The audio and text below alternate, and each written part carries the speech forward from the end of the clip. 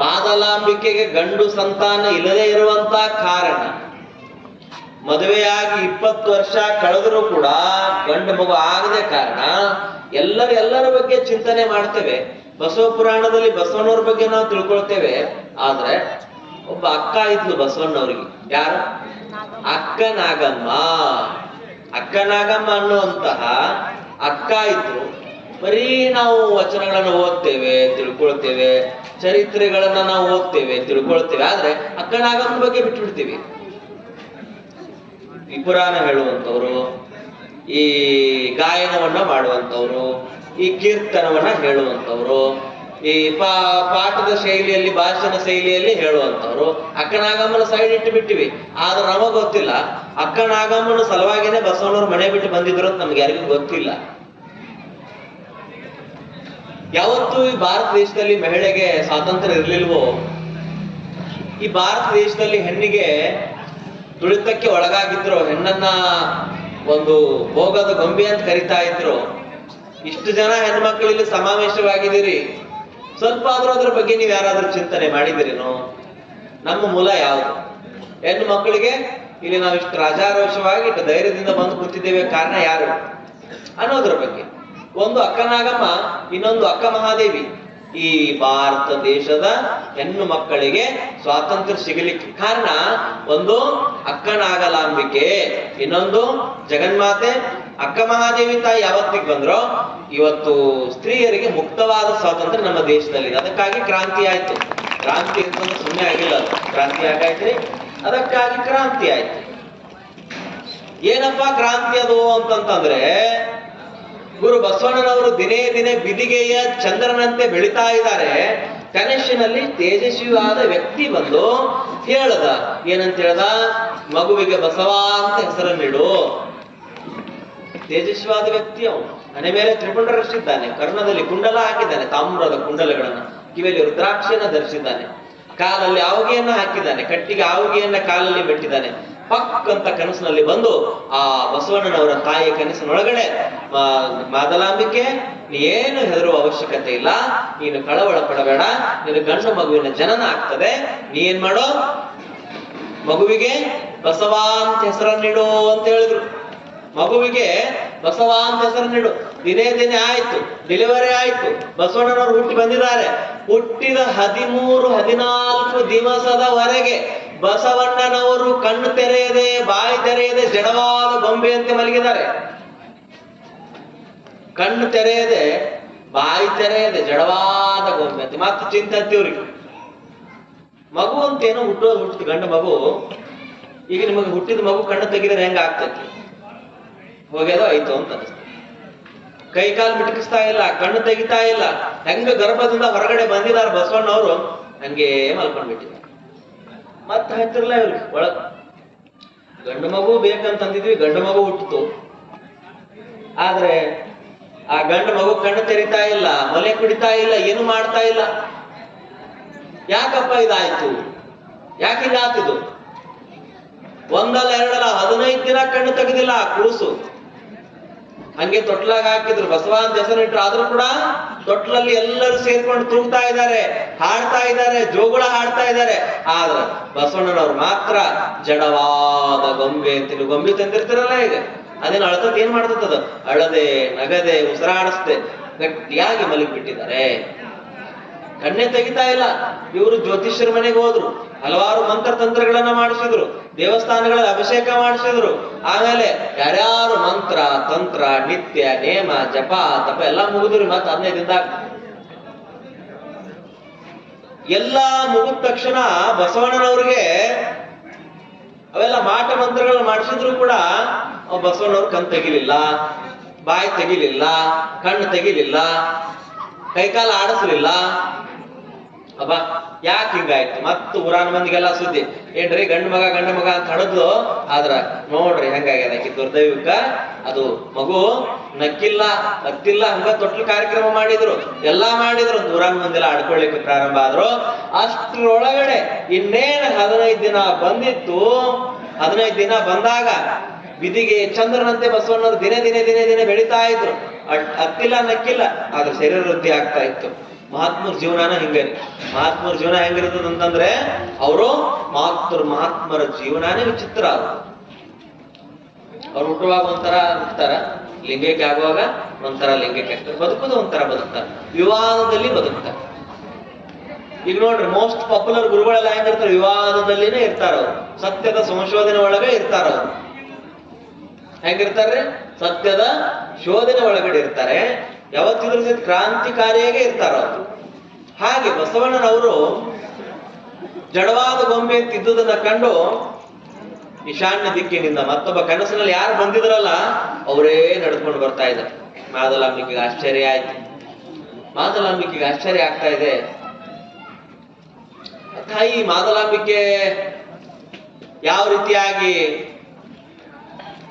ಮನಸ್ಸಲ್ಲಿ ಕಳವಳ ಆಗಿತ್ತು, ಮನಸ್ಸಿಗೆ ಹಳಹಳೆ ಆಗಿತ್ತು.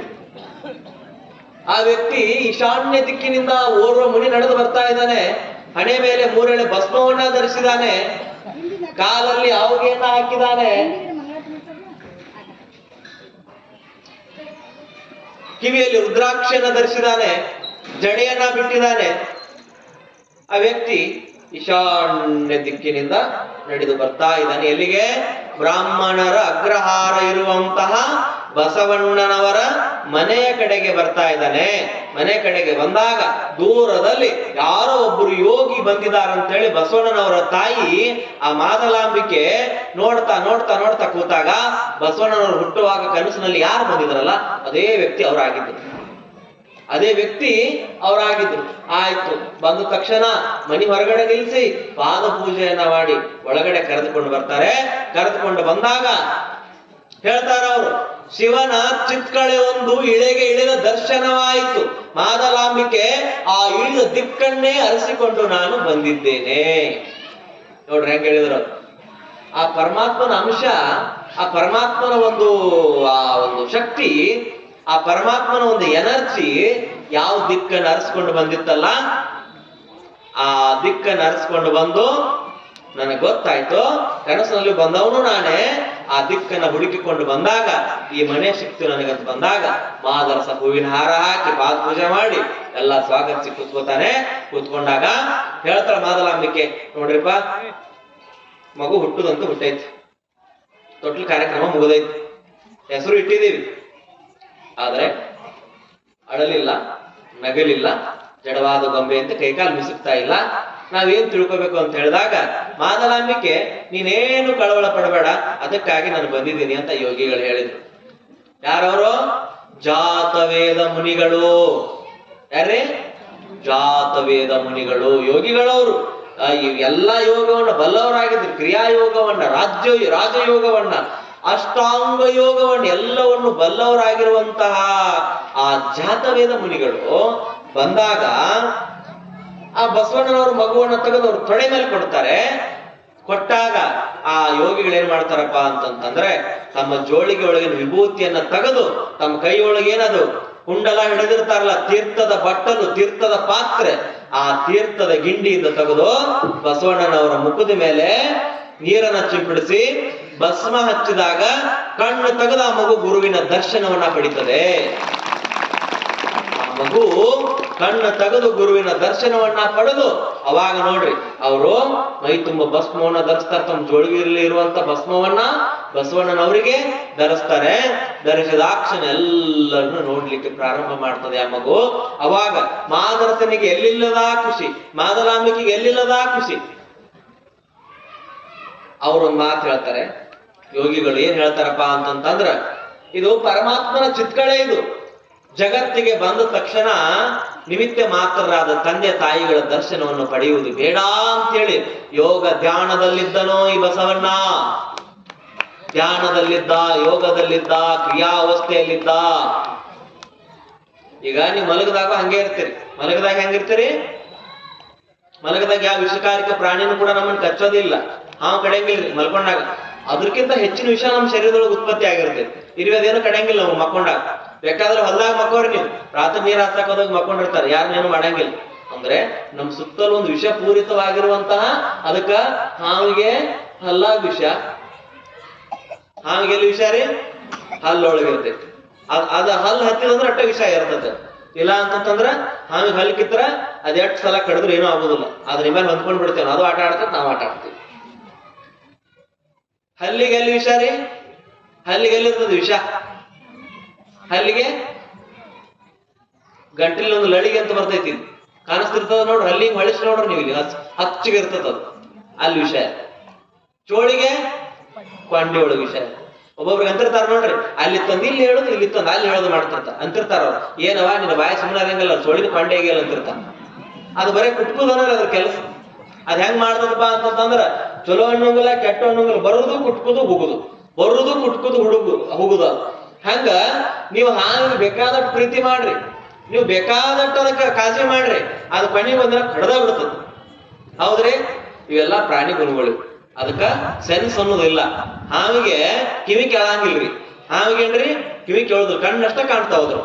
ಇನ್ನ ಚೋಳಿಗೆ ಕಣ್ಣು ಇಲ್ಲ, ಕಿವಿನೂ ಇಲ್ಲ.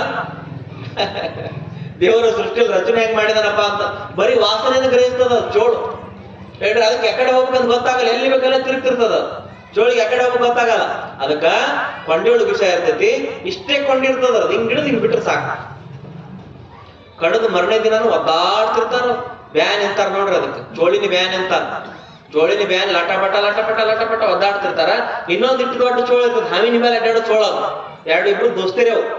ಆ ಹಾವಿನ ಮೇಲೆ ಅಡ್ಡಾಡಿ ಅದ್ರ ವಿಷಯ ಅದಕ್ಕೆ ಬಂದಿರ್ತದೆ. ಆದ ಕಡಿದ್ರೆ ಮನುಷ್ಯ ಉಳಿಯಂಗನ ಇಲ್ಲ. ನಮ್ಮ ಭಾಗದೊಳಗೆ ಅಂತ ಚೋಳುಗಳು ಯಾವೂ ಇಲ್ಲ. ಇನ್ನ ಹಾವಿಗೆ ಹಲ್ಲಾಗ ವಿಷ, ಚೋಳಿಗೆ ಕೊಂಡಿ ಒಳಗ ವಿಷ, ಮನುಷ್ಯಾಗ ಮೈತುಂಬ ವಿಷ ಅಂತ ಹೇಳ್ತಾರೆ. ಅದಕ್ಕೆ ಹಲ್ಲಾಗ ಅಟ್ಟ ಐತಿ. ಮನುಷ್ಯ ಒಮ್ಮೆ ಬಾಯಿಂದ ಕಡದಂತಂದ್ರ ಬ್ಯಾಡ ಅನ್ಸೈತಿ. ಎಷ್ಟು ಸಂಸಾರಗಳು ಹಾಳಾಗ್ಯಾವ, ಎಷ್ಟು ಮಂದಿ ಬಾಳೆ ಬೀದಿಗೆ ಬಿದ್ದಾವ. ಏನ್ರಿ, ಏನಿಲ್ಲ, ಅವ್ರು ಸುಮ್ಮನ ಮನ್ಯಾಗ ಬಂದು ಕುಂತ ಚುಚ್ಚಿ ಹೋಗ್ಬಿಡ್ತಾರೆ. ಅದಕ್ಕಾಗಿ ಜಗತ್ತಿನೊಳಗ 3 ತಲಿಗೊಡ್ರಿ, 3 ತಲಿ. ಸ್ವತಂತ್ರ ತಲಿ, ಕುತಂತ್ರ ತಲಿ, ಯಾವ್ದ್ರಿ ಇನ್ನೊಂದು? ಸ್ವತಂತ್ರ ತಲಿ, ಕುತಂತ್ರ ತಲಿ, ಅತಂತ್ರ ತಲಿ, ಪರತಂತ್ರ ತಲಿ ಅಂತ 4 ತಲಿಗಳು ಜಗತ್ನ್ಯಾಗ. ಇಲ್ಲೆಲ್ಲ ಇರುಗಳು ತಲಿ ಒಂದಾದವ್ರಿ, ಒಳಗಿನ ವಿಚಾರಗಳು ಹೆಂಗದ ಹೇಳ್ತಾನೆ. ಸ್ವತಂತ್ರ, ಕುತಂತ್ರ, ಪರತಂತ್ರ, ಅತಂತ್ರ ತಲಿ. ಈ ಸ್ವತಂತ್ರ ತಲೆಯವ್ರು ಹೆಂಗಪ್ಪ ಅಂತಂದ್ರ ಒಂಚೂರು ಬಾಳೆ ನಾಟಕ ಮಾಡ್ಕೊಂಡಿರ್ತಾರೆ, ಚಲೋ ಇರ್ತದೆ. ತಮ್ಮ ಒಳಗಿರುವಂತ ಬುದ್ಧಿ ಶಕ್ತಿಯಿಂದ ಬೈತಿರ್ತಾರ ನೋಡ್ರಿ. ತಲೆಯಾಗ ಮಿದುಳ್ಯಾಗ ಬುದ್ಧಿ ಐತಿ, ಸಗಣಿ ಐತಿ ಅದ್ರಾಗ ಅಂತ ಕೇಳ್ತಾರೆ. ಅವ್ರೇನ್ ಮಾಡ್ತಾರ? ಸ್ವತಂತ್ರವಾಗಿ ವಿಚಾರ ಮಾಡಿ ತಮ್ಮ ಬದುಕನ್ನ ಕಟ್ಕೋತಾರ. ಯಾರ ಮಾತು ಕೇಳಂಗಿಲ್ಲ ಅವ್ರು. ತಮ್ಮ ತಲೆ ಹೆಂಗ್ ಬರ್ತೈತಲ್ಲ ಅದನ್ನ ಮಾಡ್ತಾರ. ಇನ್ನ ಇದು ಸ್ವತಂತ್ರ ತಲೆ ಇದೆ. ಇನ್ನ ಕುತಂತ್ರ ತಲಿ ವೆರಿ ಡೇಂಜರ್ ಇದೆ. ಕುತಂತ್ರ ತಲಿ ಚಂದ ಮಾತಾಡೋದ್ರಿ, ಬೆಣ್ಣೆಯಾರ ಕೂದ್ಲ ತೆಗ್ದಂಗ ಮಾತಾಡೋದು. ಮಿಡತ ಇಟ್ರಪ್ಪ ಅಂದ್ರ ಹಚ್ಚಿರ ಅಂದ್ರ ಅದೇನ ಬೆಂಕಿ. ಎಷ್ಟ್ ಅಗ್ನಿಶಾಮ ಗಾಡಿ ಬಂದ್ರ ಅರಂಗಿಲ್ಲ, ಅಂತವ ಬೆಂಕಿ ಹಚ್ಚಿ ಬಿಡ್ತಾರ. ಇರ್ತಾರ ಊರಾಗ ಕೆಲವೊಬ್ರು, ಊರೊಳಗ ಕೆಲವೊಬ್ರು ಇಲ್ಲಿ ತಂದ ಅಲ್ಲಿ ಹೇಳೋದು, ಅಲ್ಲಿ ತಂದ ಇಲ್ಲಿ ಹೇಳೋದು. ನಾನಲ್ಲ ಗಾಂಧಾರಿ ಅಂತ ಮತ್ ಸುಮ್ಮನೆ ನೋಡ್ರೋದು. ನಾ ಇಲ್ಲಿ ಹೇಳಿದೇವ, ನಾ ಏನ್ ಗೊತ್ತಿಲ್ಲ ಅಂತ ಅದ. ಏನ್ರಿ, ನಾ ಇಲ್ಲಿ ಹೇಳಿದೆ ಅಂತ ಏನ್ ನನ್ಗೆ ಗೊತ್ತಿಲ್ಲ ಅನ್ನೋದು. ಎಲ್ಲಾ ಮಾಡೋದೆಲ್ಲ ಮಾಡಿರ್ತಾರ್ರಿ. ಹಗರ್ಕ ಗಂಡ ಕಡೆ ಹಾದಂದ್ರೆ ಈ ಕಡೆ ಬಂದು ಇನ್ನೊಬ್ರದ್ದು ಆಡಿಕೊಂಡು ಮಾತು ಬಂದ್ ಗಮಕನ ಕುಂತು ಬಿಡು. ಇದು ಯಾವ ತಲೆ? ಇದು ಕುತಂತ್ರ ತಲೆ. ಇದು ವೆರಿ ಡೇಂಜರ್ ನೋಡ್ರಿ. ಬಸವಣ್ಣವ್ರ ಕಾಲದಾಗ ಇಂತ ಕುತಂತ್ರಗಳಿದ್ರು ಮುಂದೆ ಬರ್ತಾರ. ಕೊಂಡಿ ಮಂಚನ್ ಅನ್ನುವಂತ ಕುತಂತ್ರ ಇದ್ದ. ಆ ಕುತಂತ್ರಿ ಇಡೀ ಕಲ್ಯಾಣ ರಾಜ್ಯವನ್ನ ಹಾಳು ಮಾಡ್ಲಿಕ್ಕೆ ಕಾರಣ ಅದ. ಅವರು ಅವಾಗ ಅದಾರ, ಈಗೂ ಅದಾರ. ಆಕ್ಚುಲಿ ಹಂಗ ಅಂತದ್ ಮಾಡೋರಿಗೆ ಕೊಂಡಿ ಮಂಚನ್ ಮೊಮ್ಮಕ್ಳು ಮರಿ ಮೊಮ್ಮಕ್ಳು ಬಂದಾರಿಗಂತ ಈಗೂ ಮಾಡ್ತಾರ ಅವ್ರು. ಯಾರು ಒಂಚೂರು ಗಂಡ ಹೆಂಡತಿ ಚಂದ ಇದ್ದು ಅಂತಂದ್ರ ಹಗರ್ಕ ಬಂದ ಯಾಕೋ ಒಂದಿಟ್ಟು ಸುಮಾರು ಅನ್ನಿಸ್ತಾ ನೋಡಿವ ನೀನ್ ಗಂಡ ಅಂದ್ರ ಮುಗದ ಹೋತ್ರಿ. ತಲೆಯಾಗಿದ್ದಕ್ಕೆ ಮಣ್ಣಾಗ ಶುರು ಆಕತ್. ಕೋರ್ಟ್ ಕೇಸ್ ಮಟ್ಟ ಹೋಗಿ ಡೈವರ್ಸ್ ಆಕ್ಕಾವ್. ಏನೇನೆಲ್ಲ ಆಗಬಾರ್ದಿಲ್ಲ ಆಗಿ ಅವ್ರ ಜಗತ್ನ್ಯಾಗ. ಏನ್ರಿ, ಶುರು ಅಂದ ಬಾಂಡೆ ಹಿಂಗ ಮಾಡಿ ಕಟ್ ಅಂತ ಕುಕ್ಕರಿಸಿರು ಮುಗಿದು ಹೋಗ್ತದ. ಏನೋ ಬಂದತ್ತಲ್ಲ ಅಂತ ಅರ್ಥ.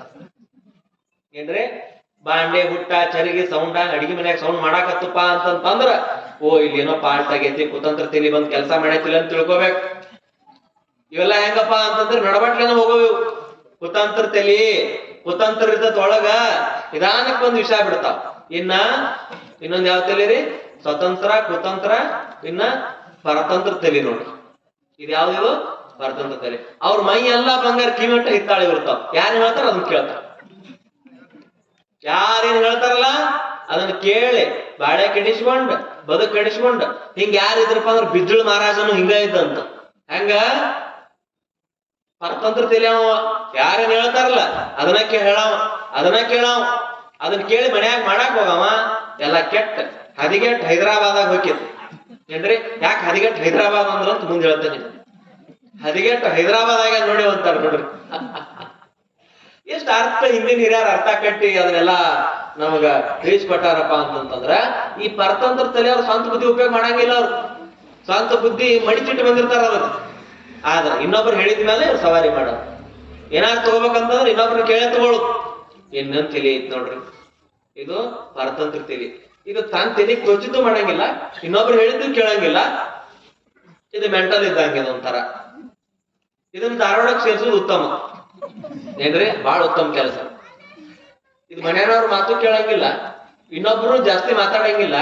ಇದೆ ಅಂತಾರ, ಇದೇ ನೀವು ಎಂದರ್ಗೈಲೆ ಕಾಗಿ ಹಿಡಿತೈತಿ ನೋಡಂತ ಹಂಗಿರ್ತಾವ ಏನ್ರಿ.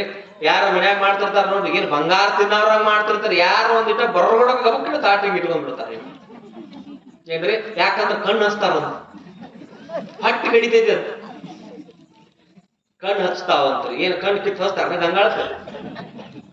ನೀವು ತಿನ್ನೋದದ ಅದು ತಿನ್ನೋದದ. ಚಂದ ಉಪ್ಪ ಖಾರ ಜಾಸ್ತಿ ಹಾಕಿರ್ತೀರಿ, ಕಡಿಮೆ ಹಾಕಿರ್ತಾರ. ಅದಕ್ಕೆ ದೇವ್ರ ಏನ್ ಮಾಡಿಬಿಟ್ಟು ಅಂದ್ರೆ ಶುಗರ್ ತಂದ್ಬಿಟ್ಟ. ಬ್ಯಾಡ ತಡಿಯವ್ರಿಗೆ ಬಾಳ ಮಾಡಾಕತ್ತಾರ BP ಶುಗರ್. ಯಾರ 300-400 ಶುಗರ್ ಇದ್ದವ್ರು 2 ಬುಂದೆ ದುಂಡಿ ತಿಂದು ನೋಡ್ರಿ ಸಂಜಿಕ್ ಅಂತಂದ್ರು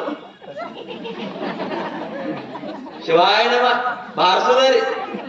ಅಗ್ರಿ ಒಂದು ಅಗ್ರಿ ಒಣಗಿದ ಸ್ವಾಗಿ ತಂದು ಬಾಗದಾಗ ಹಚ್ಚಿ ಕಾಸಾಕ್ ಶುರುವ ಏನ್ರಿ.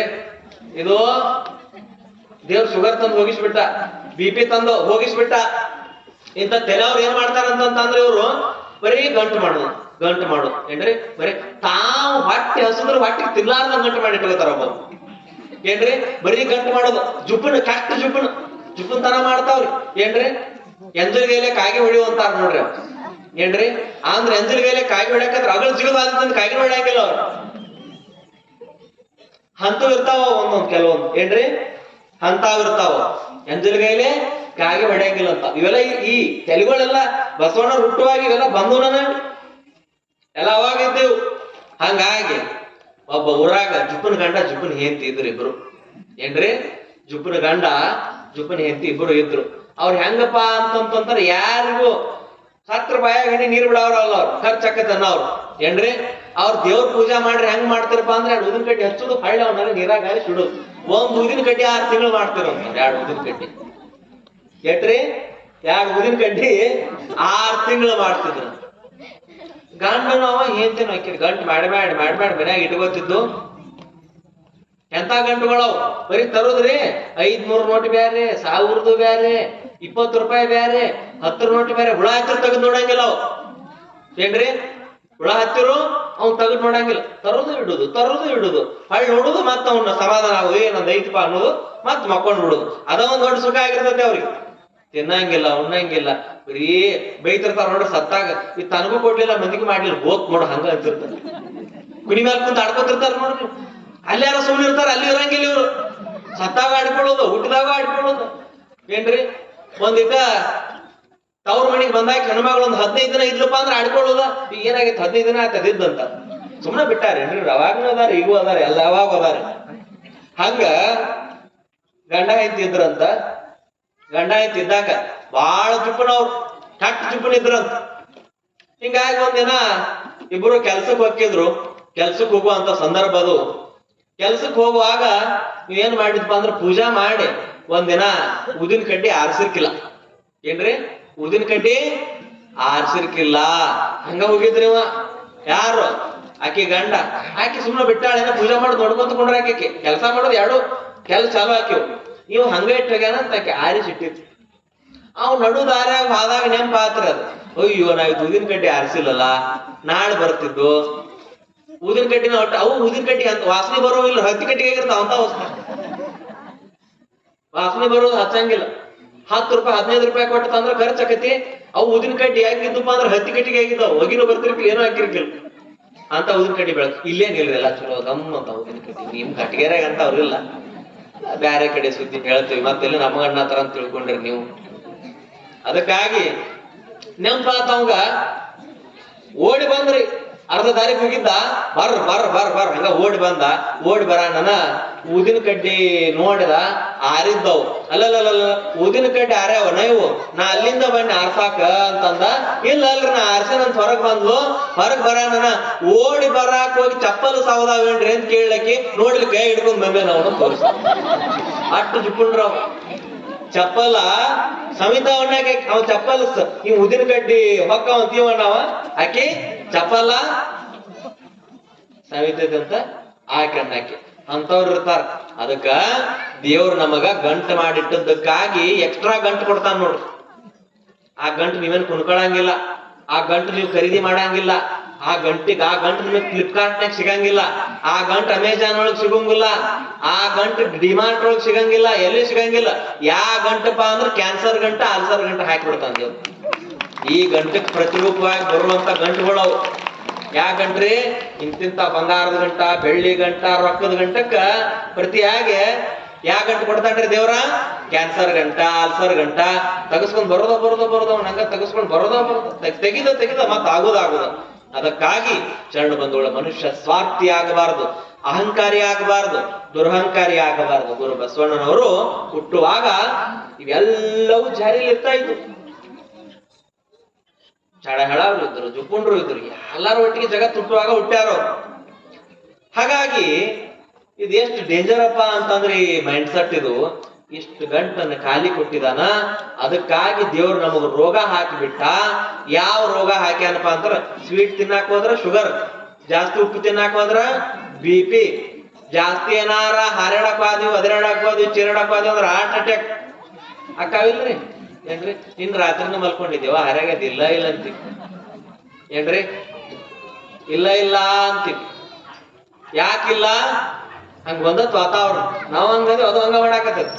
ನಾವ್ ಹೆಂಗಿರ್ತೇವೋ ಹಂಗ ಪ್ರಕೃತಿ ಇರ್ತೈತಿ. ಅದಕ್ಕಾಗಿ ಶರಣ ಬಂಧುಗಳೇ, ಜಾಸ್ತಿ ಹೈ ಶುಗರ್ ಇದ್ದವ್ರು ಏನ್ರಿ, ಒಂದಲ್ಲ ಎರಡಲ್ಲ 3 ಬುಂದೆ ದುಂಡಿ ತಿಂದು ಮದುವೆಯಾಗ ಬಂದು ಮಲ್ಕೊಂಡು ಬಿಡ್ರಿ. ಸಂಜೆ 6:00 ಅಂದ್ರ ಏನ್ರಿ, ಸಂಜೆ 6:00 ಅಂತಂದ್ರ ಏನಾಕತಿ? ಸಂಜೆ 6:00 ಅಂತಂದ್ರ ಬಿಸಿನೀರ್ ಕಾಯಿಸಿ ತೆಂಗಿನ ಗರಿ ಹೋಗದ ಬಾಗಲ್ದಾಗ ಶುರು ಆಕತ್ರಿ ಕೆಲಸ. ಚಲೋ ಸ್ವಾಗಿ ಎಲ್ಲ ಭಜನಿಗಿದ್ ಶುರು ಆಕ್ಕವ್ರ. ಬುಂದ್ಯಾದ ಉಂಡಿ ಪವಾಡ ಇದೇನ್ರಿ? ಬುಂದ್ಯಾದ ಉಂಡಿ ಪವಾಡ. ನಾವ್ ಬಾಕಿ ಮನೆಗೆ ಹೋಗಿದ್ದೀನ್ರಿ, ಕಡುಬು ಮಾರ್ಕೆಟ್ಲಾಗ ಸ್ವಾಮಿಗಳು ಬರ್ತಾರ ಅಂತೇಳಿ. ನಾವಂತೂ ಸ್ವೀಟ್ ತಿನ್ನೋರಲ್ಲ ಜಾಸ್ತಿ. ಯಾಕಂದ್ರೆ ಮೊದಲನೇ ಈಗಿನ ಸ್ವೀಟ್ ಇಲ್ಲ ಅದು. ತಿನ್ನುವಾಗ ನಮಗೆ 2 ಕಡುಬು ಹಾಕಿದ್ಲು, ಹಿಂದ್ಗಡೆ ಬುಟ್ಟಿ ಮುಂದಿಟ್ಕೊಂಡು ಗಳ ಅಳಾಕತ್ತಡ್ರಿ. ಯಾಕೆ ಅಳಾಕತ್ತಿ? ಶುಗರ್ ಐತ್ರಿಪ್ಪ ನನಗೆ, ಬಾಯಿ ತಡಿವತ್ತು ನೋಡಿ ಅಳಾಕತ್ತೀನಿ ಅಂತ. ಇಟ್ಯಾಕ್ ಮರಗತಿ ನೀನು? ಒಂದು 4 ಬಡಿ ಒಮ್ಮಿಗೆ ಇವತ್ತು ಲಾಸ್ಟ್ ಕೊನೆ ಹಾಕ್ಬಿಡ್ತು. ಒಂದು 4 ಹೊಡೆದು ಒಂದು ವಾಟಿಗೆ ಕಟ್ಟಿನ ಸಾರ್ ಕುಡಿದು ಬಿಡು. ಅದಂಗಾತು ಅದಂಗೋತು. ನಿನಗಂತೂ 70 ಆಗಿದಾವೆ.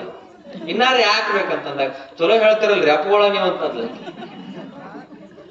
ಅದಕ್ಕಾಗಿ ನಮ್ಮ ಬದುಕನ್ನ ಹಿಂಗ್ ನಡ್ಸಾಕತ್ತೀವಿ. ನಮ್ಮ ಜೀವನವನ್ನ ಈ ರೀತಿ ತಗೊಂಡು ಬರ್ತಾ ಇದೀವಿ. ಈ ರೀತಿ ಜೀವನವನ್ನ ಮಾಡಿದ್ರೆ ಗುರುವಿನ ಅನುಗ್ರಹ ನಮಗೆ ಆಗೋದಿಲ್ಲ. ಸಿರಿ ಬಂದ ಕಾಲಕ್ಕೆ ಕರೆದು ದಾನವ ಮಾಡು ಅಂತ ಹೇಳಿದ್ರು.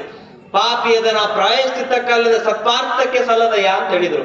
ನಾಯಿ ಹಾಲು ನಾಯಿಗಲ್ಲದೆ ಪಂಚಾಮೃತಕ್ಕೆ ಸಲ್ಲದಯ ಅಂತ ಹೇಳಿದ್ರು. ಪಾಪಿಯದನ ಪ್ರಾಯಶ್ಚಿತ್ತಕ್ಕಲ್ಲದೆ ಸತ್ಪಾರ್ಥಕ್ಕೆ ಸಲ್ಲದಯ, ನಾಯಿ ಹಾಲು ನಾಯಿಗಲ್ಲದೆ ಪಂಚಾಮೃತಕ್ಕೆ ಸಲ್ಲದಯ, ಕೂಡಲ ಸಂಗಮ ದೇವ ಅಂತ ಹೇಳಿದ್ರು ಬಸವಣ್ಣನವರು. ಅಂತಹ ಗುರು ಬಸವಣ್ಣನವರ ಜನನ ಲೋಕೋದ್ಧಾರಕ್ಕಾಗಿ ಆಗ್ತಾ ಇದೆ, ಜಗತ್ತಿನ ಉದ್ಧಾರಕ್ಕಾಗಿ ಆಗ್ತಾ ಇದೆ. ಇಷ್ಟು ದಿವಸ ಕಣ್ಣು ತೆಗೆದೆ ಬಾಯಿದರೆ ಇರುವಂತ ಮಗು ಆ ಯೋಗಿಯ ದರ್ಶನವನ್ನ ಪಡೆದು ಆ ಯೋಗಿಯ ಒಂದು ದಿವ್ಯ ಮೂರ್ತಿಯನ್ನ ಕಣ್ಣೊಳಗೆ ತುಂಬಿಕೊಂಡು ಅವತ್ತು ಎದ್ದು ಕಣ್ಣು ತೆಗೆದು ನೋಡ್ತಾ ಇದೆ. ಅದು ಹೋಗುವಾಗ ಒಂದು ಮಾತನ್ನ ಹೇಳಿದ್ರು ಆ ಮನೆಗೆ ಬಂದಿರುವಂತ ಯೋಗಿಗಳು. ಏನು ಹೇಳಿದ್ರಪ್ಪ ಅಂತಂದ್ರ, ಶಿವಾರ್ಪಿತವಲ್ಲದನ್ನು ಕೊಡದಿರಿ, ಪ್ರತಿದಿನ ತೀರ್ಥ ಪ್ರಸಾದಗಳನ್ನು ಕೊಟ್ಟು ಮಗು ದೊಡ್ಡವಾಗುವ ಮಠ ಸಲುಹಿರಿ ಅಂತ ಹೇಳಿದ್ರು. ಶಿವಾರ್ಪಿತ ಅಲ್ಲದ್ ಯಾವ್ದ್ರಿ? ಶಿವಾರ್ಪಿತ ಅಲ್ಲದ್ದು ಈ ತತ್ತಿ, ಮೊಟ್ಟೆ, ಆ ನಂತರ ಏನೇನು ಇರ್ತಾವ ಮಾಂಸ ಇಂಥವೆಲ್ಲ. ಇದು ಶಿವಾರ್ಪಿತ ಅಲ್ಲದ್ದು, ಶಿವನಿಗೆ ಒಲ್ಲದ ಆಹಾರ ಇದು. ಇಂಥವುದು ನೀವೇನು ಮಗುವಿಗೆ ತೋರ್ಸಕ್ ಹೋಗ್ಬೇಡ್ರಿ. ಪ್ರತಿದಿನ ಪೂಜಾ ನಂತರ ತೀರ್ಥ ಪ್ರಸಾದಗಳನ್ನ ಕೊಟ್ಟು ಬಸವ ಅನ್ನುವಂತ ಮಗುವಿಗೆ ಕೊಟ್ಟು ಸಲುಹಿರಿ ಅಂತ ಹೇಳಿ ಆ ಜಾಗದಿಂದ ನಿರ್ಗಮಿಸ್ತಾ ತಾವು ತಮ್ಮ ಆಶ್ರಮಕ್ಕೆ ಗುರುಗಳು ಹೋಗ್ತಾ ಇದ್ದಾರೆ. 15 ದಿವಸ ಕಣ್ಣು ತೆಗೆದ ಇರುವಂತ ಮಗು ಅವತ್ ಕಣ್ಣು ತೆಗೆದದು ಒಬ್ಬ ಗುರುಗಳ ಬಂದ ತಕ್ಷಣ ಅಂತ ಅಂದಾಗ ಮಣಿ ಮಂದೆಲ್ಲ ಹರ್ಷಾತಿರೇಕಗೊಂಡು ಮಣಿ ಮಂದೆಲ್ಲ ಬಂದು ಮಣಿ ಮಂದೆಲ್ಲ ಮಗುವನ್ನು ಮುದ್ದಾಡ್ತಾ ಇದ್ದಾರೆ. ಮಗು ಹೆಂಗಿದ್ರಪ್ಪ ಅಂತ ಹೇಳ್ತಾರ ಚಾಮರಸ್ಕವ್ ಹೇಳ್ತಾನ. ಹೆಂಗಿದ್ರಪ್ಪ ಅಂದ್ರೆ ಬಸವಣ್ಣನವ್ರು ಬಿದಿಗೆಯೇ ಚಂದ್ರನಂತೆ. ಹೆಂಗ್ ಹೇಳ್ತಾರ್ರಿ? ಬಿದಿಗೆಯೇ ಚಂದ್ರ ಅಂದ್ರ ಅಮಾಶಾದ ಚಂದ್ರ ಹುಲಿತನ ಹೆಂಗ್ ಬೆಳಕೋಂತ ಹೋಗ್ಕಾನಲ್ಲ ಹಂಗಿದ್ರಂತ ಬಸವಣ್ಣವ್ರು. ಅಮಾಶಾದ 2 ದಿವಸಕ್ಕೆ ಹೆಂಗ್ ಚಂದ್ರ ನೀವು ನೋಡ್ತೀರಿ ಆಕಾಶದೊಳಗೆ ದಿನ ದಿನ ದಿನ ಬೆಳಿತಾ ಎಷ್ಟು ಚೆನ್ನಾಗ್ ಕಾಣ್ತಾನ ನೋಡ್ರಿ, ಎಷ್ಟು ಚೆನ್ನಾಗ್ ಕಾಣ್ತಾ ಇದ್ದಾನೆ. ಅಂತಹ ಚಂದ್ರನಂತೆ ಬಸವಣ್ಣನವರು ಬೆಳಿತಾ ಹೋಗ್ತಾ ಇದ್ದಾರೆ ಅಂತ ಹೇಳಿ ಇಲ್ಲಿ ಹಲವಾರು ಒಂದು ಕವಿಗಳು ಎಲ್ಲರೂ ಇಲ್ಲಿ ಉಲ್ಲೇಖವನ್ನ ಮಾಡ್ತಾ ಇದ್ದಾರೆ ಶರಣ ಬಂಧುಗಳೇ. ಅದಕ್ಕಾಗಿ ಜನ 3 ಸಲ ಬರ್ತಾರ್ರಿ. ಬಾಳ ಚಲೋ ಅದಾರ ಅಂತಂದ್ರೆ 3 ಸಲ ಬರ್ತಾರ. ಒಂದು ಹುಟ್ಟಿದಾಗ ಹೆಂಗ್ರಿ ಪೇಡೆ ತಗೊಂಡು ಅದು ಏನೇನು ತಗೊಂಡ್ ಬರ್ತಾರ. ಗಂಡು ಹುಟ್ಟಿಕಂದ್ರೆ ಅಟ್ಟ ತತ್ತ, ಹೆಣ್ಣು ಹುಟ್ಟಿದ್ರೆ ಮ್ಯಾರೇಜ್ ಇಂಟ್ರೆಸ್ಟ್. ಅದೊಂದು ದೊಡ್ಡ ಹೊಲಸ ಪರಂಪರೆ ಐತಿ ನಮ್ಮ ಸಮಾಜದಾಗ. ಹೆಣ್ಣು ಗಂಡು ಒಂದೇ ತಿಳ್ಕೊಬೇಕು. ದೇವ್ರು ಕೊಟ್ಟಂತ ವರ ಅದು. ಹೆಣ್ಣ ಕೊಡ್ಲಿ ಗಂಡ ಕೊಡ್ಲಿ ಏನ್ ಮಾಡ್ಬೇಕು? ಸಮನಾಗಿ ಸ್ವೀಕಾರ ಮಾಡ್ಬೇಕು. ಹೆಣ್ಣು ಹುಟ್ಟಿದ್ರೆ ಸುಮ್ಮಾಗೋದು, ಗಂಡು ಹುಟ್ಟಿದ್ರೆ ಓಣ್ಯಾನ್ ಮಂದಿಗೆಲ್ಲ ಪೇಡೆ ಕೊಡು, ಓಣ್ಯಾನ್ ಮಂದಿಗೆಲ್ಲ ಪೇಡೆ ಕೊಟ್ಟು ಸಂಭ್ರಮ ಆಚರಣೆ ಮಾಡೋದು. ಅವಾಗ ಒಂದ್ಸಲ ಬರ್ತಾರ ಜನ. ಹೆಂಗ್ರಿ ಚಲೋ ಗಂಡು ಹುಟ್ಟಿ ಐತಿ ಅಂತ ಮಾರಿ ನೋಡಕ್ ಬರ್ತಾರ. ಅವಾಗ ಏನ್ ಹೇಳ್ತಾರ? ಚಲೋ ಬಂದಾಗ ಅವಾಗ ಏನ್ ಹೇಳ್ತಾರ? ಏನ್ ಚಂದ ಐತಿ ಅವಾಗ ಗಂಡು ಮಗ. ಇದ್ರ ತುಟಿ ನೋಡು, ಇದ್ರ ಕಣ್ಣು ನೋಡು, ಇದ್ರ ಬಾಯಿ ನೋಡು, ಇದ್ರ ಮೂಗು ನೋಡು, ಇದ್ರ ಶರೀರ ಟ್ರೇಟ್ ಅವ್ರ ಅಜ್ಜನಂಗ ಐತಿ, ಟೇಟ್ ಅವ್ರ ಅಪ್ಪನಂಗ ಐತಿ ಅಂತ. ಹೌದಲ್ರಿ? ಅಂತಾರಿಲ್ಲ? ಇನ್ನೊಂದ್ಸಲ ಬರ್ತಾರ. ಯಾವಾಗ? ಅಕ್ಕಿ ಕಾಳು ಹಾಕಾಕ ಶುಭ ಮುಹೂರ್ತೆ ಸಾವಧಾನಂ, ಶುಭ ಲಗ್ನೆ ಸಾವಧಾನಂ ಅಂತ ಹೇಳ್ತಿರ್ತಿರಲ್ಲ. ಓನ್ಯಾನ ಮಂದೆಲ್ಲ ಹೊಸ ಸೀರೆ ಉಟ್ಕೊಂಡು ಊರು ಸಾಬರಿ ಮಾಡ್ಕೊಂಡು ಈ ಕಡೆ ಆ ಕಡೆ ಹೋಗುದು, ಆ ಕಡೆ ಈ ಕಡೆ ಹೋಗುದು. ಏನ್ರಿ? ಯಾರನ್ನಾರ ಕರೆಯಾಕ 5 ಬಳ ಅದನ್ನ ಕೈ ಮುಂದೆ ಮಾಡೋದು ಹಿಂಗ ಬಾಯಿಲ್ಲ ನಾನು ಉಂಗ್ರ ನೋಡ್ಲಿ. ಏನ್ರಿ? ಅವಾಗ ದೊಡ್ಡ ಸಂಭ್ರಮ ಅದು. ತಾಳಿ ಕಟ್ಟುವಾಗ ತಲೆ ಮ್ಯಾಲ ಅಕ್ಕಿ ಕಾಳು ಹಾಕುವಾಗ ಬರ್ತಾರ. ಹುಟ್ಟಿದಾಗ ಒಮ್ಮೆ, ಅಕ್ಕಿ ಕಾಳು ಹಾಕುವಾಗ ಒಮ್ಮೆ, ಇನ್ನೊಂದ್ಸಲ ಬರ್ತಾರ ನೋಡ್ರಿ. ಎಲ್ಲಿ ಮಠ? ಹೊಂಟಾನಲ್ಲಪ್ಪೋ ಊರ್ ಕಡೆ ತುಬ್ಬ ಮಾಡಿ ಹೊಂಟಾನಲ್ಲಪ್ಪೋ. ಅವಾಗೊಂದ್ಸಲ ಬಂದ ಮಣ್ಣು ಒಗದ ಅವ್ರವ್ರ ಮನೆಗೆ ಜಳಕ ಮಾಡಿ ಅರಿಬಿ ಹೊರಗಿಟ್ಟ ಜಾತ್ರೆ ಮುಗಿಸ್ಬಿಡ. ಏನ್ರಿ? ಮತ್ 3 ದಿನ ಆದ್ಮೇಲೆ ಹುಗ್ಗಿ ಹೊಡ್ಯಾಕ್ ಬರ್ತಾರ. ಹುಗ್ಗಿ ಫಸ್ಟ್ ಕ್ಲಾಸ್ ಹೊಡೆದ್ ಕೈ ತಕ್ಕೊಂಡ್ ಡರ್ಕಿ ಹೊಡೆದ್ ಹೋಗ್ಬಿಡ್ತಾರ. ಮತ್ತೆ ಕ್ರೂಸರ್ ಗಡ್ಯಾಗ ಹತ್ತಿ. ಏನ್ರಿ? 3 ಸಲ ಬರ್ತಾರ. ಮನುಷ್ಯನ ಜೀವನದೊಳಗೆ ಎಷ್ಟ ಐತಿ. ಬಸವಣ್ಣವ್ರ ಜೀವನ ಹಂಗ ಆಗ್ಲಿಲ್ಲ ನೋಡ್ರಿ, ನಮ್ಮಂಗ ಆಗ್ಲಿಲ್ಲ. ಏನ್ರಿ? ಗುರುವಿನ ಜೀವನ ನಮ್ಮಂಗ ಆಗ್ಲಿ ತೂಕ ಐತಿ ನೋಡ್ರಿ. ಅದು ಬಸವ ಅನ್ನುವಂತ ಅಕ್ಷರ ಕೆಟ್ಟ ತೂಕ ಐತಿ. ಅದಕ್ಕಾಗಿ ಶಿವಯೋಗಿ ಸಿದ್ದರಾಮೇಶ್ವರ ಹೇಳಿದ್ರು, ಬಸವಣ್ಣನೇ ತಾಯಿ, ಬಸವಣ್ಣನೇ ತಂದೆ, ಬಸವಣ್ಣನೇ ಪರಮ ಬಂಧು ಎನಗೆ ವಸುದೀಶ ಕಪಿಲ ಸಿದ್ಧ ಮಲ್ಲಿಕಾರ್ಜುನ ನಿಮ್ಮ ಹೆಸರಿಟ್ಟ ಗುರು ಬಸವಣ್ಣನಯ್ಯ. ಅದಕ್ಕ ಅವ್ರ ತೂಕದಾಗ ಹೋದ್ರು, ನಾವು ತೂಕ ಇರ್ಲಾರ್ದ ಹೊಂಟಿವಿ. ಅದಕ್ಕ ನಮಗ್ 3 ಸಲ ಬರ್ತಾವ. ಹುಟ್ಟಿದಾಗೊಮ್ಮೆ, ಅಕ್ಕಿ ಕಾಳು ಹಾಕಾಕೊಮ್ಮೆ, ಕೊನೆಗೆ ಆ ಕಡೆ ಹೋಗುವಾಗೊಮ್ಮೆ. ಅದಕ್ಕಾಗಿ ಶಿಸ್ತಿಂದ ಪ್ರವಚನಕ್ಕ ಸಾಲಾಗಿ ಕೂತ್ಕೋರ ಅಂತ ಹೇಳೋದು. ಪ್ರವಚನಕ್ಕೆ ಹೆಂಗ್ ಕೊಡ್ಬೇಕ್ರಿ? ಶಿಸ್ತಿಂದ ಕೊಡ್ಬೇಕು. ಹೆಂಗಾರ ನಾವು ಮಣ್ಣು ಕೊಡಾಕ್ ಬಂದವ್ರ ಕೂತ್ಕೊಂಡ್ರೆ ಅಲ್ಲೇ ಪ್ರವಚನಕ್ಕೆ ಮೆರಗ್ ಬರಂಗಿಲ್ಲ ಅದು. ಅದಕ್ಕಾಗಿ ಶರಣ ಬಂಧುಗಳೇ ಬಹಳ ಮಜಾ ಆಯ್ತು ಜೀವನ ಅಂತಂದ್ರ. ಮಜಾ ಜೀವನ ಅಂದ್ರೆ ಒಂದು ದೊಡ್ಡ ಮಜಾ ಅದು. ನೀವ್ ಬಂದಿರ್ತೀವಿ ಬದುಕ್ ಹೋಗ್ಬಿಡ್ಬೇಕು ಒಂದ್ ದಿವಸ. ನೀವ್ ಬಂದಿರ್ತೇವಲ್ಲ ಈ ಜಾತ್ರೆನ ಮುಗಿಸಿ ಒಂದ್ ದಿವಸ ಹೋಗ್ಬಿಡ್ಬೇಕು. ಯಾಕಪ್ಪ ಅಂದ್ರೆ ಆ ಕ್ವಾಂಟಿಟಿ ನಮ್ಮ ಹತ್ರ ಇಲ್ಲ. ಅದಕ್ಕಾಗಿ ಇಲ್ಲಿ ಶಂಕರಾಚಾರ್ಯರು ಅದನ್ನೇ ಹೇಳಿದ್ರು, ಮಧ್ವಾಚಾರ್ಯರು ಅದನ್ನೇ ಹೇಳಿದ್ರು, ಆಮೇಲೆ ಬಸವಣ್ಣನವರು ಅದನ್ನೇ ಹೇಳಿದ್ರು. 18 ಪುರಾಣಗಳು ಅದನ್ನೇ ಹೇಳ್ತಾವ್, 4 ವೇದಗಳು ಅದನ್ನೇ ಹೇಳ್ತಾವ್. ಜಗತ್ತಿನಲ್ಲಿ ಯಾವ ಯಾವ ಸಿದ್ಧಾಂತಗಳಿದಾವಲ್ಲ ಎಲ್ಲೋ ಅದೇ ವಿಷಯ ಮಂಡನೆ ಮಾಡ್ತದೆ. ನಿನ್ನೊಳಗೆ ಪರಮಾತ್ಮನಿದ್ದಾನೆ. ಆ ಪರಮಾತ್ಮನನ್ನ ನೀ ಕಂಡುಕೊಂಡಿದ್ದೆ ಆದ್ರೆ ನಿನಗಿಂತ ಸಿರಿವಂತರಿಲ್ಲ ಕಾಣ ಎಲೆಮನವೇ ಅಂತ ಹೇಳಿದ್ರು ಅವ್ರು. ನಿನಗಿಂತ ಪುಣ್ಯವಂತರಿಲ್ಲ ಅಂತ ಹೇಳಿದ್ರು. ಅದಕ್ಕಾಗಿ 3 ಸಲ ಬಂದು 3 ಸಲ ಹೋಗಿ 3 ಸಲ ಜಾತ್ರೆ ಮಾಡ್ಕೊಳ್ಳೋರು ನಾವು. ಆದ್ರೆ ಗುರುವಿನ ಜೀವನ ಹಂಗಾಗಲಿಲ್ಲ ನೋಡ್ರಿ. ಕೊನೆಯ ಸಲ ಬಂದಾಗ ಈಗ ಏನ್ ಮಾಡ್ತಾರ, ತುಟಿ ಹಂಗೈತ್ ನೋಡು, ಮಾರ್ ಹಂಗೈತ್ ನೋಡು ಅಂತ ಇವಾಗ ಅಂತ ಹೋಗ್ತಾರ. ಅವಾಗ ಯಾರಿಗೆ ಹೇಳಿ ಹಾದು ನೀ ಅಂತ, ಯಾರಿಗೆ ಹೇಳಿ ಹಾದು ಏನ್ ಹೋಗು ಹುಟ್ಟುವಾಗ ಕೇಳಿ ಹುಟ್ಟ ಯಾರ ಏನ್ರಿ? ಕೇಳಿ ಹುಟ್ಟಿಲ್ಲ, ಕೇಳಿ ಹೋಗಾಕ ಏನೇನೋ ಅಳ್ತಿರ್ತಾರ. ನೋಡ್ಬೇಕ್ರಿ ನೀವು, ತುಟಿ ಹಿಡಿದು ಗದ್ದ ಹಿಡಿದು ಅಗಳೇಡ್ ಹೇಳ್ತಿರ್ತಾರ, ಬೋರಿಯಾಡ್ ಹೇಳ್ತಿರ್ತಾರ ಏನ್ರಿ? ಅಲ್ಲಿ ಮಠ ಸುಮ್ಮನ ಬರ್ತಾರ, ಅಲ್ಲಿ ಮಠ ಗಪ್ಪನ ಬರ್ತಾರ. ಎಲ್ಲಿಂದ ರೀ? ಊರಿಂದ ಗಪ್ಪನ ಬರ್ತಾರ. ಇಲ್ಲಿ ಬಾಳಿ ಕಂಬ ಸ್ವಾಗಿ ಎಲ್ಲ ನೋಡಿದ ತಕ್ಷಣ, ತೆಂಗಿನ ಗರಿ ನೋಡಿದ ತಕ್ಷಣ, ಹಲಿಗೆ ಸಪ್ಪಳು ಕೇಳಿದ ತಕ್ಷಣ ಲಬಲಬ ಹೋಗಕ್ ಶುರು ನಾಟಕ ಇದು. ಇದೇನ್ರಿ? ಜಗತ್ತಿನ ಅತಿ ದೊಡ್ಡ ನಾಟಕ ಇದು. ಅದಕ್ಕೆ ನಾ ಹೇಳ್ತೀನಿ, ಯಾರಾದ್ರೂ ತೀರ್ಕೊಂಡ್ರಪ್ಪ ಬಾಳ ಅಟ್ಯಾಚ್ಮೆಂಟ್ ಇತ್ತಂತಂದ್ರ ಅಳಾಕ್ ಹೋಗ್ಬೇಡ್ರಿ, ಬಾಳ ಎದಿ ಬಡ್ಕೊಳಕ್ ಹೋಗ್ಬೇಡ್ರಿ ಏನ್ರಿ? ಸ್ಮಶಾನದಾಗ ನೋಡ್ಬೇಕು, ನೀವು ಗಮನ ಬೀಳ್ತಾರ ಏನಾಗಿರ್ತದ್ರಿ ಅಂತ. ಹುಟ್ಟುವಾಗ ಯಾರನ್ನು ಕೇಳಿ ಹುಟ್ಟಲಿಲ್ಲ, ಜೀವನ ಮಾಡುವಾಗ ಯಾರನ್ನು ಕೇಳಿ ಜೀವನ ಮಾಡ್ಲಿಲ್ಲ, ಹೋಗುವಾಗ ಯಾರನ್ನು ಕೇಳಿ ಹೋಗೋರು. ಅಚಾನಕ್ಕಾಗಿ ಬಂದು ಹೋಗುವಂತ ಈ ಶರೀರ 3 ದಿವಸದ ಜಾತ್ರೆ, 3 ದಿವಸದ ಸಂತಿ. ಈ ಸಂತಿ ಒಳಗೆ ಹೆಂಗಿರ್ಬೇಕಪ್ಪ ಅಂತಂದ್ರ, ಶರಣರು ಮರನವಮಿ ಮಹಾನವಮಿ ಅಂತ ಹೇಳಿದ್ರು. ಸಾಯುವಾಗ ನಾವು ಕಳವಳವನ್ನ ಪಡಬಾರ್ದು, ಹೊಕ್ಕಿರ್ತಾರೆ ಆರಾಮ ಕಳಿಸ್ಕೊಡ್ಬೇಕು. ಏನೋ ಸೆಂಟಿಮೆಂಟ್ ಇರ್ತಾವ, ಒಂದು ಕಣ್ಣಾಗ ನೀರು ಬರ್ತಾವ, ಅದು ಮಾತ್ರ ಹೋಗುವಾಗ ಆರಾಮ ಕಳಿಸ್ಕೊಡ್ರಿ. ಯಾಕಂದ್ರೆ ಬ್ಯಾರೆ ಜನ್ಮಕ್ಕೆ ಹೊಕ್ಕಿರ್ತದ, ಬ್ಯಾರೆ ಜನ್ಮಕ್ಕ ಹೊಕ್ಕಿರ್ತಾರ ಅವ್ರು. ನಾವ್ ಇಲ್ಲಿ ಅವ್ರ ನತ್ತು ಕರೆದು ಮಾಡ್ಕೊಂಡ್ ಕುಂತೀವಂತಂದ್ರ ನಮ್ಮ ಮೂರ್ತನ ಆಗ್ತದೆ. ಈಗ ನೀವು ಜಳಕ ಮಾಡಿದ ಮೇಲೆ ಮೈಲಿಗೆ ಅರಿವಿ ಕಳೆದು ಬ್ಯಾರೆ ಅರಿವಿ ಹಾಕೋತಿರ್ಲಿಲ್ಲ, ಹಂಗ ಈ ಚರ್ಮ ಅನ್ನುವಂತ ಅರಿವಿ ಕಳರದ ಅವ್ರ ಏನ್ ಮಾಡ್ತಾರ, ಬ್ಯಾರೆ ಅರಿವಿ ಹಾಕೊಳಕ್ ಹೋಗಿರ್ತಾರ. ಇಷ್ಟ ಇರ್ತಾರ, ಅವ್ರು ಎಲ್ಲಿ ಹೋಗಿರಂಗಿಲ್ಲ. ಮತ್ ಬ್ಯಾರೆ ಶರೀರದೊಳಗ ಅವ್ರು ಹೋಗ್ತಾ ಇರ್ತಾರ. ಹಾಗಾಗಿ ಎಷ್ಟೋ ಜನ್ಮಗಳನ್ನು ಅನುಭವಿಸಿ ನಾವು ಈ ಮಾನವ ಜನ್ಮಕ್ಕೆ ಬಂದಿದ್ದೇವೆ. ಹಾಗಾಗಿ ಬಸವಣ್ಣನವರು ನೇರವಾಗಿ ಬಂದವರು ನಂದಿ ಅವತಾರ ಅಂತ ಹೇಳ್ತಾರ ನೋಡ್ರಿ. ಚಾಮರಸ ಕವಿ ನಂದಿ ಅವತಾರ, ನಂದಿಯ 7ನೇ ಅವತಾರ ಅಂತ ಹೇಳ್ತಾರ ನೋಡ್ರಿ. ನಂದಿಯ 7ನೇ ಅವತಾರ ಅಂತ ಹೇಳ್ತಾರೆ. ಬಸವಣ್ಣ ಕೊನೆಯ ಅವತಾರ ಅದು. ಜಗತ್ತಿನ ಪ್ರಸಿದ್ಧಿಗಾಗಿ, ಜಗತ್ತಿನ ಸಿದ್ಧಾಂತಕ್ಕಾಗಿ ಬಂದಿರುವಂತ. ಹಂಗ ನಾವೇನು ಅವತಾರ ಪುರುಷರಲ್ಲ. ಅದಕ್ಕಾಗಿ ಬಸವಣ್ಣವ್ರು ಹುಟ್ಟಿದ ತಕ್ಷಣ ಅಳದೆ ನಗದೆ ಜಡವಾದ ಗೊಂಬೆ ಅಂತ ಇದ್ರು. ಯೋಗಿಗಳ ಬಂದು ವಿಭೂತಿಯನ್ನು ಹಚ್ಚಿದ್ರಲ್ಲ, ಅವಾಗಿ ಎದ್ದ ತಕ್ಷಣ ಕಣ್ಣು ತೆಗೆದು ಜಗತ್ತನ್ನ ನೋಡಿದರು. ಹುಟ್ಟಿದ ತಕ್ಷಣ ಜಗತ್ತನ್ನ ನೋಡ್ಲಿಲ್ಲ ಅವರು. ಹುಟ್ಟಿದ ತಕ್ಷಣ ಈ ಭೂಮಿಯನ್ನ ನೋಡ್ಲಿಲ್ಲ. ಗುರುವಿನ ದರ್ಶನವನ್ನ ಮುಗಿಸಿಕೊಂಡು ನಂತರ ಈ ಜಗತ್ತನ್ನ ನೋಡ್ಲಿಕ್ಕೆ ಅವರು ಅಣಿಯಾಗ್ತಾ ಇದ್ದಾರೆ ಶರಣ ಬಂಧುಗಳೇ. ಅದಕ್ಕಾಗಿ ಈಗ ವಚನ ಸಂಗೀತ ನಡೀತಿದೆ. ವಚನ ಸಂಗೀತದ ನಂತರ ಮತ್ತೆ ಪ್ರವಚನವನ್ನ ಮುಂದುವರಿಸೋಣ. ಗುರು ಬಸವಣ್ಣನವರ ದರ್ಶನದೊಂದಿಗೆ ನಾವು ಕೇಳ್ತಾ ಹೋಗ್ತು. ನಿನ್ನೆಯಿಂದ ಪ್ರಾರಂಭ ಆಗಿ ನಾವು ಕೇಳ್ತಾ ಹೋಗೋಣ. ಅವರ ಜನನ ಮತ್ತು ಬಾಲ್ಯ ಯಾವ ರೀತಿ ಆಗ್ತಾ ಇದೆ, ಆಮೇಲೆ ಅವ್ರು ಯೌವನವನ್ನ ಯಾವ ರೀತಿಯಾಗಿ ಪ್ರೌಢಾವಸ್ಥೆಯನ್ನ ಮುಗಿಸ್ತಾ ಇದ್ದಾರೆ, ಆಮೇಲೆ ಅವ್ರು ಯಾವ ರೀತಿಯಾಗಿ ಕಲ್ಯಾಣ ಕ್ರಾಂತಿ ಆಗ್ತದೆ, ಕಲ್ಯಾಣದಲ್ಲಿ ಅನುಭವ ಮಂಟಪವನ್ನ ಅವರು ನಿರ್ಮಾಣ ಮಾಡ್ತಾರೆ. ಆ ನಂತರ ಅನುಭವ ಮಂಟಪಕ್ಕೆ ಯಾರ್ಯಾರು ಬರ್ತಾರೆ, ಅಕ್ಕನಾಗಲಾಂಬಿಕ ತಾಯಿ ಆಗಿರ್ಬೋದು, ಅಕ್ಕ ಮಹಾದೇವಿ ಆಗಿರ್ಬೋದು, ಮಾದಾರ ಚೆನ್ನಯ್ಯ ಆಗಿರ್ಬೋದು, ಡೋಹಾರ ಕಕ್ಕಯ್ಯ ಆಗಿರ್ಬೋದು, ಅಂಬಿಗರ ಚೌಡಯ್ಯ ಆಗಿರ್ಬೋದು. ಹೀಗೆ ಹಲವಾರು ಜನ ಶರಣರು, ಸಂತರು.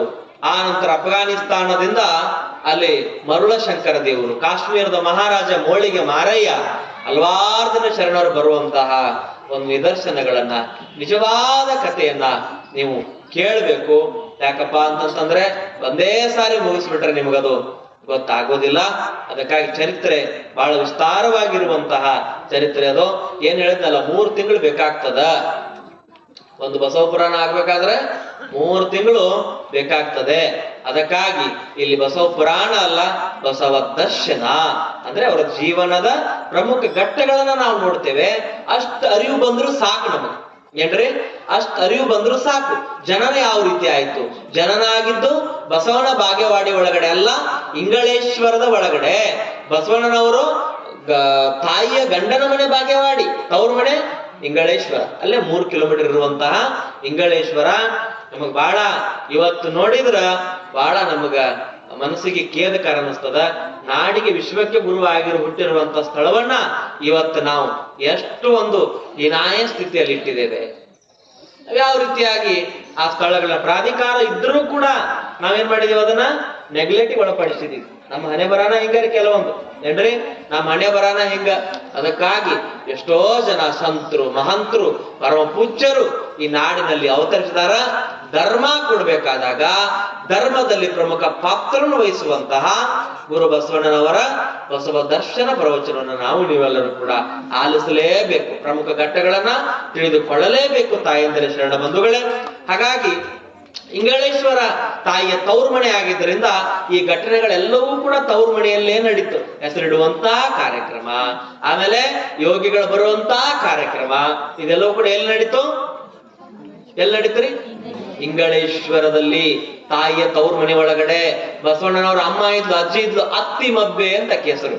ಅತ್ತಿ ಮಬ್ಬೆ ಅಂತ ಅಜ್ಜಿ ಇದ್ಲು. ಅವ್ರ ಅಜ್ಜನ ಹೆಸರು ನಮಗೆ ತಿಳಿದು ಬಂದಿಲ್ಲ. ಸಂಶೋಧಕರು ಅದನ್ನು ಸಾಕಷ್ಟು ಸಂಶೋಧನೆ ಮಾಡಿದ್ರು ಕೂಡ ಯಾವ ಶಾಸನದೊಳಗೂ ಕೂಡ ಅಲ್ಲಿ ಇಲ್ಲ ಉಲ್ಲೇಖ ಅನ್ನೋದ್ರೊಂದಿಗೆ ಅಜ್ಜನ ಹೆಸರು ತಿಳಿದು ಬಂದಿಲ್ಲ. ಮತ್ತ ಅವ್ರ ತಾಯಿಗೆ ಅಣತಂಬ್ರು ಯಾರ್ಯಾರಿದ್ರು ತಿಳಿದು ಬಂದಿಲ್ಲ. ಮಾದಲಾಂಬಿಕೆ ಮತ್ತು ಅವ್ರ ತಾಯಿ ಅತ್ತಿಮಬ್ಬೆ ಮತ್ತು ಅವ್ರ ತಂದೆ ಮಾದರಸ. ಆ ನಂತರ ಈ ಅಕ್ಕನಾಗಮ್ಮನ ಗಂಡನ ಹೆಸರು ತಿಳಿದು ಬಂದೆ ಶಿವಸ್ವಾಮಿ ಅನ್ನುವಂತ ಗಂಡನ ಹೆಸರು. ಅವರ ಹೊಟ್ಟೆಯಿಂದ ಹುಟ್ಟಿ ಬಂದಿರುವಂತವ್ರು ಉಳುವಿ ಚನ್ನಬಸವಣ್ಣ. ಉಳುವಿ ಚನ್ನಬಸವಣ್ಣ ಏನಾಗ್ಬೇಕು? ಬಸವಣ್ಣವ್ರಿಗೆ ಅಕ್ಕನ ಮಗ, ಅಳಿಯ ಆಗಬೇಕು. ನೀವು ಸ್ಪಷ್ಟವಾಗಿ ತಿಳ್ಕೊಳ್ಬೇಕು ಇವನ್ನೆಲ್ಲ ಹೆಂಗ್ ಬಂತು. ಉಳುವಿ ಚನ್ನ ಒಬ್ಬೊಬ್ರು ಅಂತ ಇವ್ರವ್ರು ಒಂದ ಇರ್ಬೇಕಂತೇಳಿ, ಒಂದ ಅಲ್ಲ, ಅಳಿಯ ಮತ್ತು ಮಾಮ. ಬಸವಣ್ಣವರು ಅಳಿಯ ಚನ್ನಬಸವಣ್ಣವ್ರು, ಉಳುವಿ ಚನ್ನಬಸವಣ್ಣವ್ರು. ಅದಕ್ಕಾಗಿ ಪ್ರಮುಖ ವಿಷಯಗಳನ್ನ ನಾವು ತಿಳಿದುಕೊಳ್ತಾ ಹೋಗ್ಬೇಕು. ಅವರ ಜನನ ಎಲ್ಲ ಆಯ್ತಪ್ಪ ಅಂತಂದ್ರೆ ಇಂಗಳೇಶ್ವರದ ಊರಲ್ಲಿರುವಂತ ಮಡ್ಡಿ ಮೇಲೆ ಒಂದು ಜಾಗ ಆಯ್ತು, ಹೋರಿಮಟ್ಟಿ ಗುಡ್ಡ ಅಂತ ಕರೀತಾರೆ. ಯಾವ ಗುಡ್ಡ್ರಿ? ಹೋರಿಮಟ್ಟಿ ಗುಡ್ಡ. ಆ ಹೋರಿಮಟ್ಟಿ ಗುಡ್ಡದೊಳಗೆ ಬಸವಣ್ಣವ್ರ ಜನನ ಆಗಿದೆ. ಅಲ್ಲೊಂದು ಗಿಡ ಇದೆ. ಯಾಕಪ್ಪ ಅಂತಂದ್ರೆ ಬಸವಣ್ಣವ್ರನ್ನ ಎರಿತಾ ಇದ್ರು. ಎರದ ನೀರಲ್ಲಿ ಹೋಗುವಂತ ಜಾಗದೊಳಗಡೆ ಅವಾಗಿಂದ ಒಂದು ಗಿಡ ಇದೆ. ಅದ್ ಅವಾಗ ಹೆಂಗೈತಲ್ಲ ಹಂಗ, ದೊಡ್ಡದು ಆಗಿಲ್ಲ, ಸಣ್ಣದು ಆಗಿಲ್ಲ, ಹಬ್ಬೆನೂ ಇಲ್ಲ, ಚಿಗುರ್ತಾ ಇರ್ತದೆ ಯಾವಾಗಿದ್ರು ಸಹಿತ. ಮತ್ ಯಾವಾಗಿದ್ರು ಆ ಜಾಗದಲ್ಲಿ ನೀರ್ ಇರ್ತಾವ. ಕೆಳಗಡೆ ಕಟ್ಟೆ ಕಟ್ಟಿದ್ದಾರೆ, ಕೆಳಗಡೆ ನೀರ್ ಇರ್ತಾವ. ಅದಕ್ಕ ಯಾವ ಜಾತಿ ಗಿಡ ಅಂತ ಯಾರಿಗೂ ಗುರುತಿಸಕ್ಕಾಗಿಲ್ಲ. ಸಂಶೋಧನೆ ಒಯ್ದ್ರು ಪ್ರಾಚ್ಯವಸ್ತು ಇಲಾಖೆದವರು. ಇದು ಹಲವಾರು ಬೀಜಗಳು ಸೇರಿ ಆಗೈತ್ರಿ, ಯಾವ್ದೋ ಗೊತ್ತಾಗ್ತದೆ ನಿಖರವಾಗಿ ಇದು ಯಾವ ಜಾತಿ ಗಿಡ ಅಂತ ಹೇಳಿ ಯಾರಿಗೂ ಕೂಡ ಗೊತ್ತಾಗಿಲ್ಲ. ನೀವು ಹೋದ್ರು ನೋಡಿ ಬರ್ಬೋದು. ಆ ಗಿಡಕ್ಕೆ ಕಟ್ಟಿ ಸಂಶೋಧನೆ ಮಾಡಿದ್ದಾರೆ. ಬಸವಣ್ಣವ್ರು ಇಂಗಳೇಶ್ವರ ಅಂದ್ರೆ ಇಂಗಳೇಶ್ವರದೊಳಗೆ ಹುಟ್ಟಿಲ್ಲ. ಅವಾಗ ಅವ್ರ ಮಣಿ ಎಲ್ಲಿತ್ತಪ್ಪ ಅಂದ್ರೆ ಗುಡ್ಡದ ಮಗ್ಗಲಿಕ್ಕಿದ್ದರಿಂದ ಅದಕ್ಕ ಹೋರಿಮಟ್ಟಿ ಗುಡ್ಡ ಅಂತ ಕರೀತಾರ. ಯಾರ ಬೇಡ್ಕೊಂಡವ್ರು ಮಕ್ಕಳಾಗ್ಲಿ ಅನ್ನೋರು ಆ ಜಾಗಕ್ಕೆ ಹೋಗಿ ಇವತ್ತು ಸಹಿತ ಸಂಕಲ್ಪವನ್ನ ಮಾಡಿ ಬರ್ತಿರ್ತಾರೆ. ಆ ಜಾಗಕ್ಕೆ ಹೋಗಿ ಒಂದು ಜಾತಿಯ ರುದ್ರಾಕ್ಷಿ ತೆಗೆದುಕೊಂಡು ಹೋಗಿ ಅಲ್ಲಿ ಜಪ ಮಾಡಿ ಆ ಒಂದು ಜಾಗದಲ್ಲಿ ಸಂಕಲ್ಪ ಮಾಡಿಕೊಂಡ್ರೆ ಇವತ್ತಿಗೂ ಕೂಡ ಅವರಿಗೆ ಮಕ್ಕಳಾಗಿರುವಂತಹ ಇತಿಹಾಸ ಇದೆ ಶರಣ ಬಂಧುಗಳೇ. ಅಂತ ಹೋರಿಮಟ್ಟಿ ಗುಡ್ಡದೊಳಗ ಬಸವನ ಬಾಗೇವಾಡಿ ಮತ್ತೆ ಇಂಗಳೇಶ್ವರದ ಸಮೀಪ ನಡಕ ಐತಂತ ಜಾಗ. ಯಾವ್ದ್ರಿ? ಹೋರಿಮಟ್ಟಿ ಗುಡ್ಡ. ಯಾವಾಗಾದ್ರ ಹೋದ್ರ ನೋಡ್ಬರ್ರಿ. ಆ ಜಾಗ ಬಹಳ ಪರಮ ಪವಿತ್ರವಾಗಿರುವಂತ ಗುರು ಹುಟ್ಟಿರುವಂತ ಭೂಮಿ. ಅಲ್ಲಿ ಹೋದ್ರ ಸೈಲೆಂಟ್ ಆಗಿರ್ಬೇಕು. ಅಲ್ಲಿ ಮಂಗಳಾರತಿ ಒಂದೇ ಹಾಡ್ಬೇಕು, ಬೇರೆ ಅದನ್ನ ಹಾಡಕ್ ಅವಕಾಶ ಕೊಡಂಗಿಲ್ಲ.